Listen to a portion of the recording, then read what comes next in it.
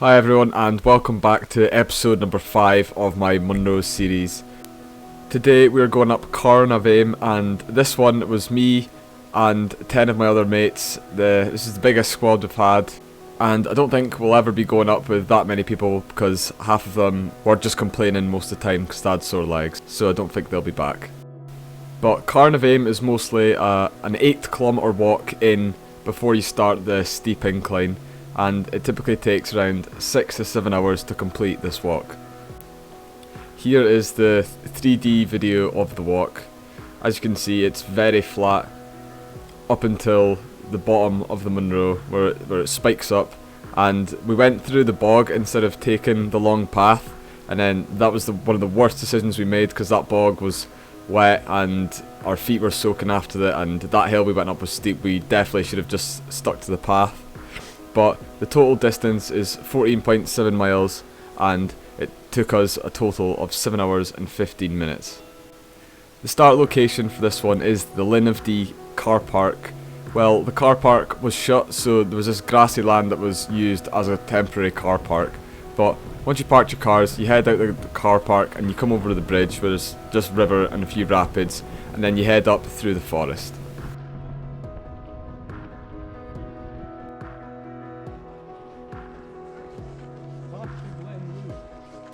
So you keep heading up the left hand side path of the actual car park, and you just keep heading through the forest, and you'll eventually get to these on a wooden path, and then it'll lead you to more forest that you just continue walking up.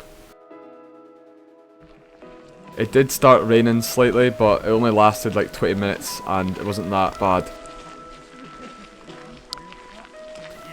This part of the walk was quite boring though, because it was just a straight path for a good like 3-4 kilometers, and it was just light shrubbery on each side, so it wasn't that good of a walk this part, but it had to be done.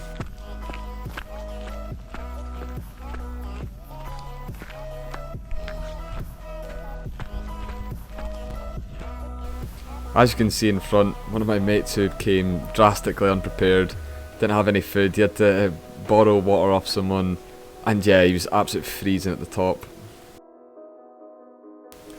Just where the red dot is flashing, we would come to this big bridge that you have to cross, and then you just continue left along the path.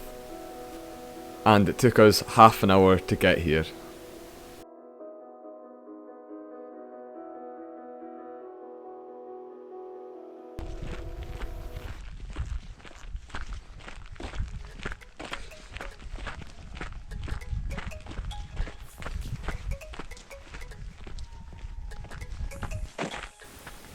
This is where we got our first good glimpse of Mhaim, which you can see in the top left hand corner with the snow up the top. So we knew we had quite a lot of distance to travel before we even started making it up the Munro. And this is where the day started getting a bit clearer. We just finished walking through all the clouds and it started brightening up, and it started to be a good day.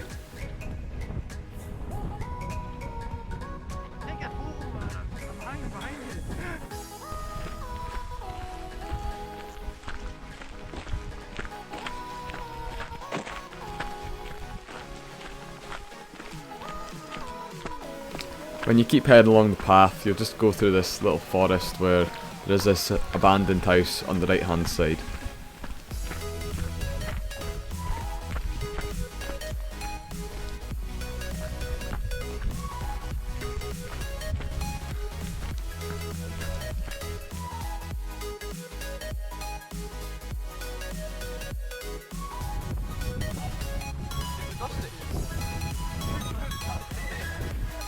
Oh, and go across to the stones then.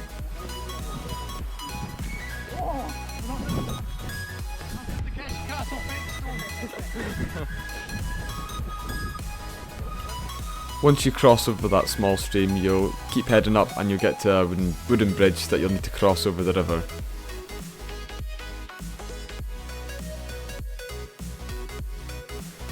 Once you cross over the river, you take the path left and you stay close to the river just before you turn right, before you go through the bog.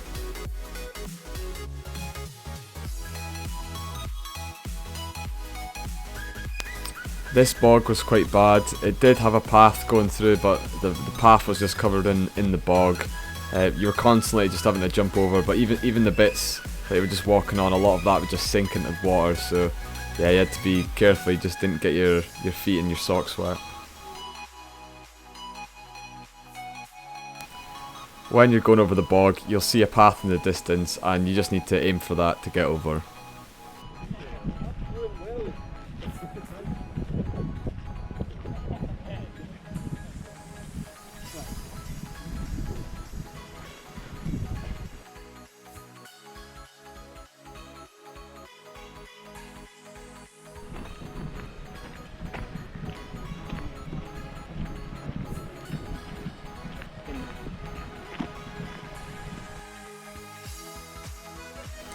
Yeah, most of the walk now you're just following the river round, because you do have to cross over it eventually.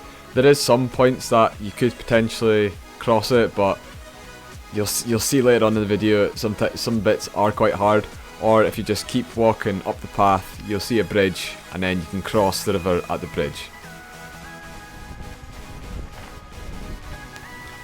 Here you can properly see Mhaim.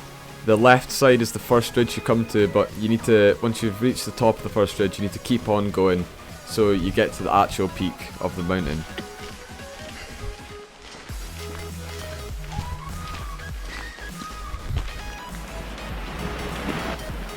You just need to follow this path up towards the bridge if you want to cross it, but like I said, if you are feeling adventurous, there is points to cross the river, but you might get your feet a little bit wet.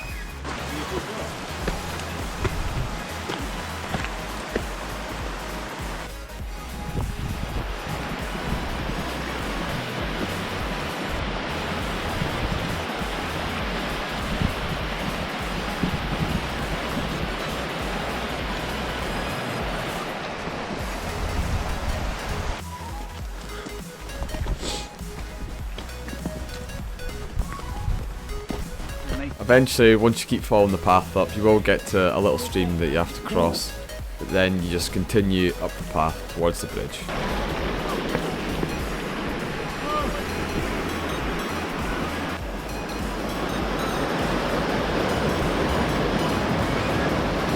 The point highlighted on the map is the bridge that you have to cross, but at this point it's just a lovely waterfall and just pool of water, and it just looks so lovely, so even just walking to here would be really nice, but it does take 2 hours to get here.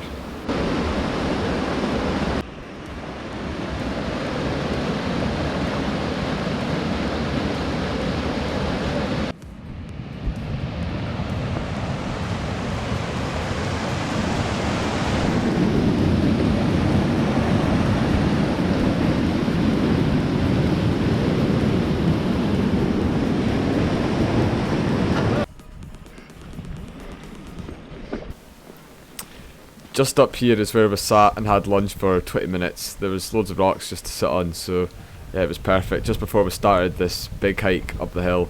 But this part you see now is the bog that we had to walk through, and yeah, it was exhausting and so much water got into our boots.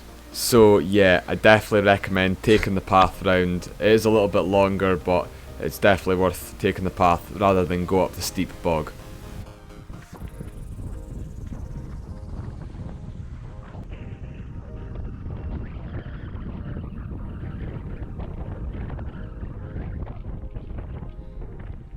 For the most part, there was quite a clear path to the top of the first summit, but after the first summit, we couldn't really see much because of the snow, so we did have to wing it a little bit.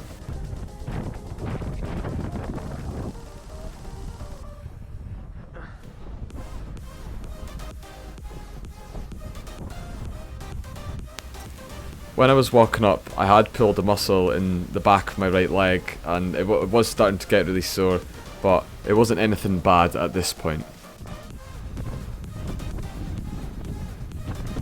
Once we reached the summit of the first top, it started getting seriously windy and it was starting to get quite cold.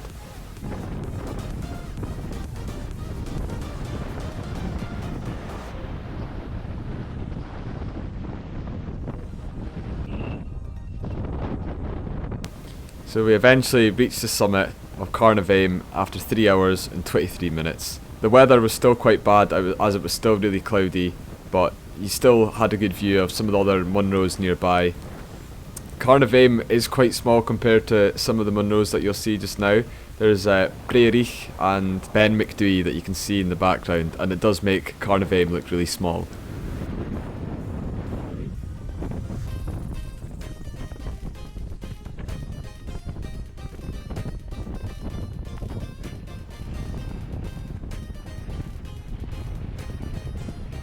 As we were heading back down, I injured my front left knee, which is from an old basketball injury that I had, and I ended up having a limp the whole way down the mountain.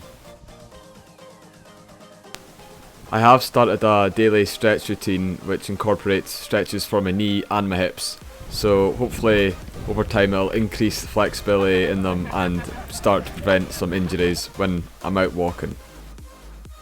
Once we were at the bottom of the mountain, we were going to go left back over the bridge, but one of my friends thought he saw a good crossing to go, so we decided to go right and try and go across the crossing, and as you can see, some of us were successful and others were a complete disaster.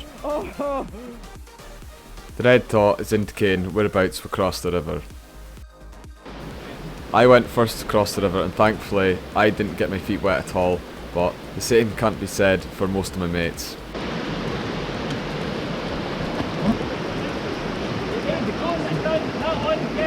And here you'll see a good demonstration on how not to cross a river.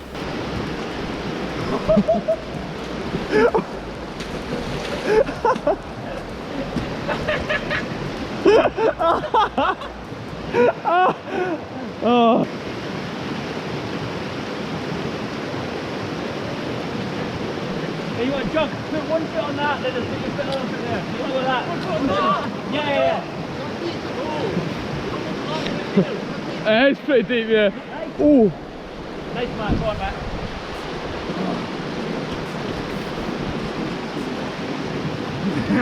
Ooh.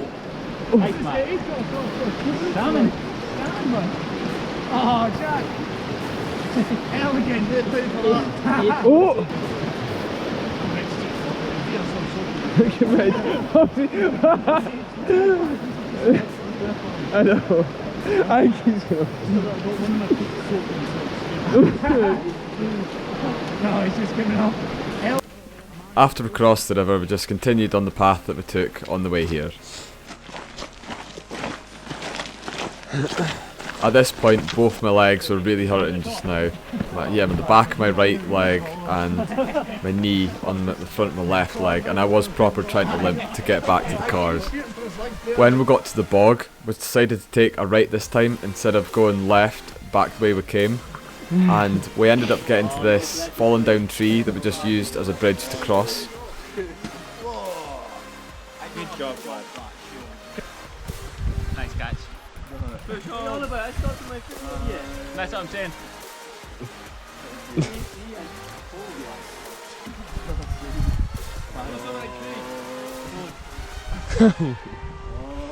After we got over the tree, we just continued on the path back to the cars.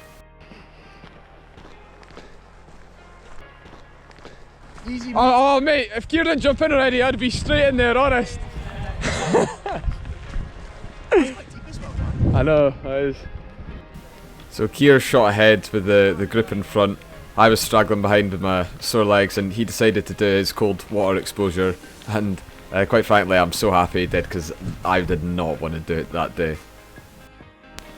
When you're heading along the path, you need to remember to take the right to go through the woods to get back to the car park.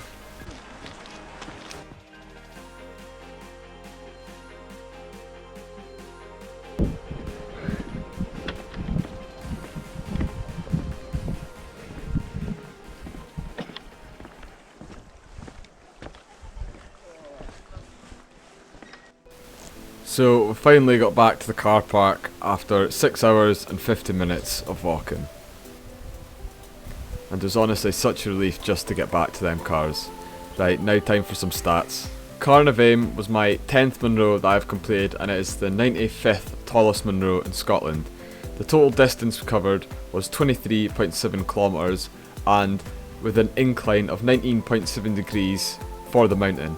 We started at 5 to 10 and finished at 10 past 5. The walk to the mountain took us 2 hours and the walk back took us an extra half an hour. The calories burned on this walk was 4,718 calories and I had an average heart rate of 111 beats per minute. The total average speed was 3.5 kilometers an hour, which I think is my fastest one that I've done, and I would give this Munro a rating of 3.5 star. I think the long walking doesn't make the Munro as enjoyable as some of the others. I'd give this a difficulty of 4 because the long walking and back does really kill, and I'd give this a 3-star views. The views were nice, but they weren't anything special. And I would give the speed a 1.5 because it did take us a good 7 hours to complete.